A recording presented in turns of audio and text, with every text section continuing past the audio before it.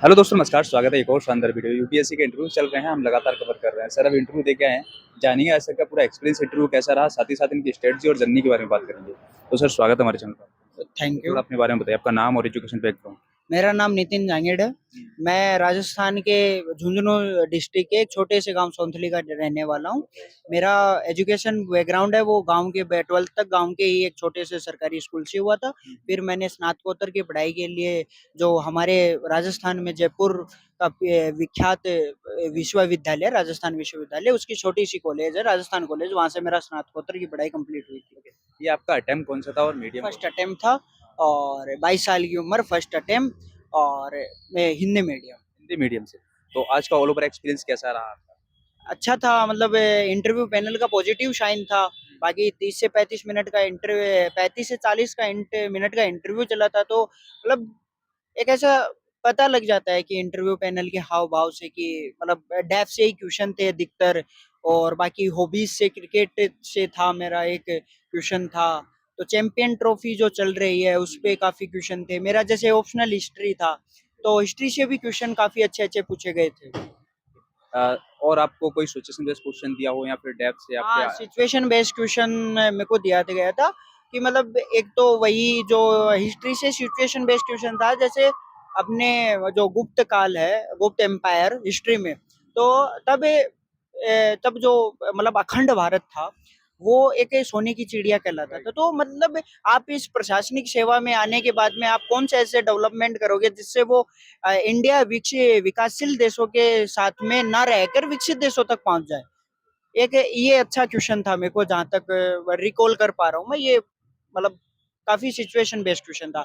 और आ, एक situation based question ये था कि जैसे वो फास्टिंग वाला था कि मतलब एक लड़की है जो 18 ये मतलब टीनेजर है, और उसका मतलब उसका डेथ हो गया फास्टिंग से।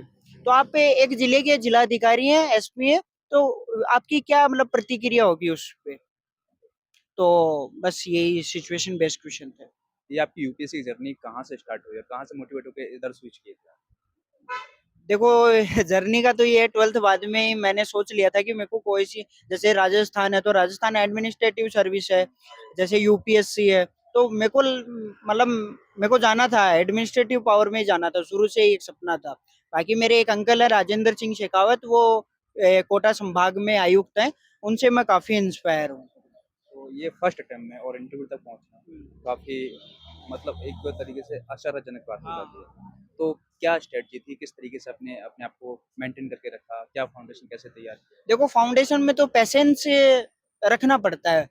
पेशेंस के बिना कुछ भी नहीं है। ये एग्जाम, ये कोई एग्जाम नहीं है, ये आपका एक जीवन का एक अंग बना लो इस यूपीएससी को, तब तो मतलब सिलेक्शन हो जाएगा।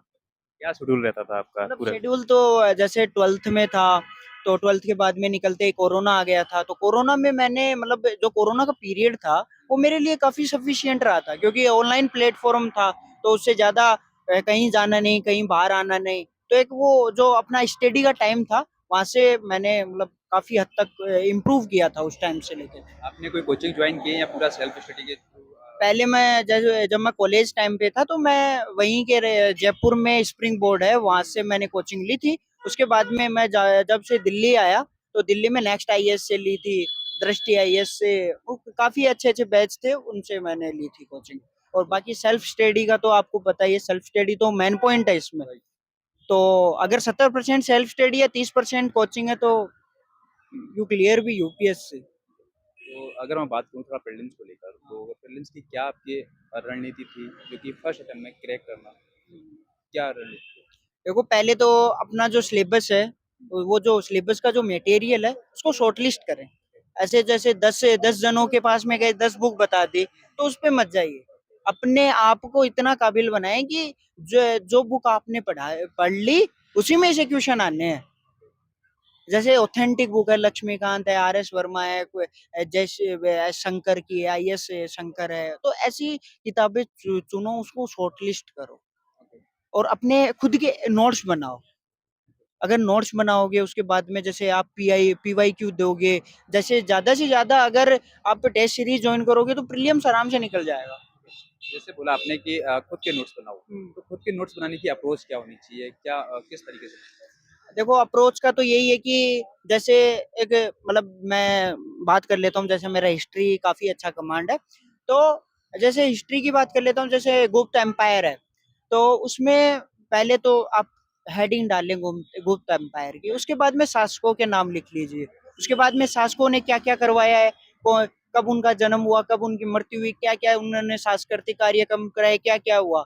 उसके बाद में आप उस काल के डेवलपमेंट में आ जाएं, डेवलप हो गया, उसके बाद में उनकी क्या क्या मतलब वो एक अखंड भारत बनाने की जो प्रक्रिया थी, उनके पॉइंट नोटेड कर लें, उसके बाद में उसके पतन के कारण नोटेड कर लें, तो आपका जो एक 15 पेज का जो चैप्टर है, वो आपका 3 या 4 या 5 पेजों में सीमित हो जाएगा, तो आपको पढ़ने में बहुत आसानी होगी उससे। कहने का मतलब ये है ब्लड पॉइंट में उनको लिखना। हाँ। तो सर आगे की बात करते हैं अपनी में पीवाईक्यू कितनी भूमिका रहती है और पीवाईक्यू से किस तरीके से हम सोच पाएँ कि ये आगे इस टाइप के क्वेश्चन आ सकते देखो पीवाईक्यू का तो है ही, मतलब मेन रोल प्रीलिम्स में आपको पता है पीवाईक्यू आता है, सीसेट का पेपर तो मोस्ट इम्पोर्टेंट है यूपीएससी क्रैक करने के लिए। सीसेट को हल्के में ना ले, मैं तो सभी को यही बताऊंगा, क्योंकि सीसेट जीएस के पेपर से आपको मार्क्स आएंगे, हैं? लेकिन सीसेट एक ऐसा पेपर होता है जो आपका सिलेक्शन इम्प्रूव करवाएगा, तो सी सेट पे ध्यान रखें, पीवाईक्यू ज्यादा से ज्यादा दें, और जो बैक ईयर के जो पेपर हैं जैसे 5 to 10 years, उनको एक बार जरूर देखें, उनसे उनकी उनसे पता लगाएं कि कैसा यूपीएससी का डिमांड क्या है, क्या सर पूछ रहे हैं वो, बस।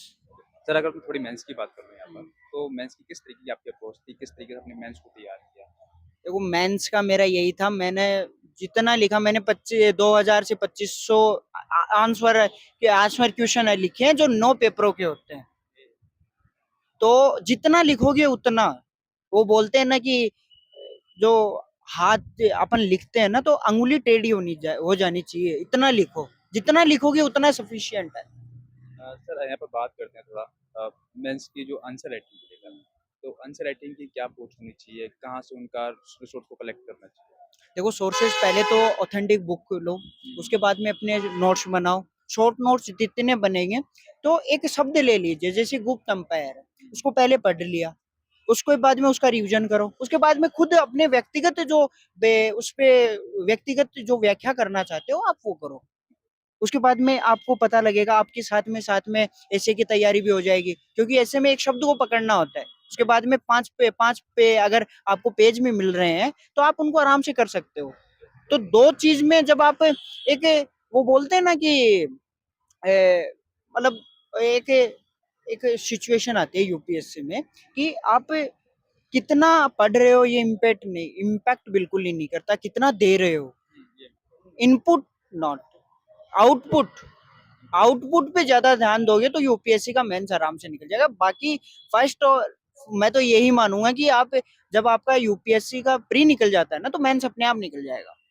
सर यहाँ पर थोड़ी सी बात कर लूँ मैं एनसीईआरटी को लेकर। क्या आपने एनसीईआरटी का यूज़ किया या फिर डायरेक्ट एडवांस बुक किया? देखो मैंने पहले भी इंटरव्यूज दिए हैं, तो उन्होंने भी यही बोला कि एनसीईआरटीज बहुत इंपॉर्टेंट है, मोस्ट। अगर आप इतने बड़े लेवल की तैयारी कर रहे हो, तो आपको ये तो पता होना चाहिए कि आप एक बड़े से पेड़ को देख रहे हो, तो उसके बड़े से पेड़ होने से मतलब नहीं है, आपको ये पता होना चाहिए कि इसका बीज कैसा था, ये उगा कैसे, इसकी जड़ें कहाँ तक है, वो अगर पता लगा लोगे, उसका एक बेस आधार का पता लगा लोगे, तो अपने आप बूस्ट होता जाएगा पॉइंट, स्टेप टू स्टेप। जैसे अपन एक मकान बनाते हैं, कि इन मकानों में इम्पोर्टेंट इंटीरियर नहीं होता उसका, वो जो नींव होती है ना नीचे की, वो इम्पोर्टेंट होती है, अगर वो मजबूत होगी तो मकान बिल्ड अच्छा होगा। That's great. तो सर यहाँ पर कंफ्यूज रहते हैं स्टूडेंट, अगर हम एनसीईआरटी पढ़ें तो किस क्लास स्टूडेंट की पढ़ें? यहाँ पर थोड़ा कि 9 to 12 या फिर 6 to 12? देखो मतलब जैसे कोई इसमें स्ट्रीम का है, जैसे कोई आर्ट्स से है कोई, देखो आज आर्ट्स स्ट्रीम वाले को तो मैं मानता हूँ कि एनसीईआरटी पढ़नी नहीं चाहिए, क्योंकि उनका बैकग्राउंड ही वही है। और जो साइंस बैकग्राउंड के हैं, जो मतलब ऐसे मैथ से आते हैं, साइंस से, बायोलॉजी से आते हैं, उनको तो मैं ये कहूंगा कि 6 to 12 आपको पढ़नी चाहिए। लास्ट में क्या मैसेज रहने वाला है उन स्टूडेंट के लिए? क्या माइंडसेट लेकर यूपीएससी की जर्नी में आए जो बिगनर है? तो बिगनर को मैं यही बोलना चाहूंगा कि जितना आप पेशेंस रख सकते हो, आपका अगर एक बार में सिलेक्शन नहीं होता है तो डिमोटिवेट बिल्कुल भी नहीं होना है। हमेशा अपने आप आपको एक सब्रशील, सहनशील व्यक्तित्व के रूप में दिखाओगे तो यूपीएससी ज्यादा हार्ड नहीं है, इजी है। Okay sir, thank you so much. I hope कि आपका इस बार फाइनल रूप से चयन हो जाए और आपकी डिजायर रैंक के साथ।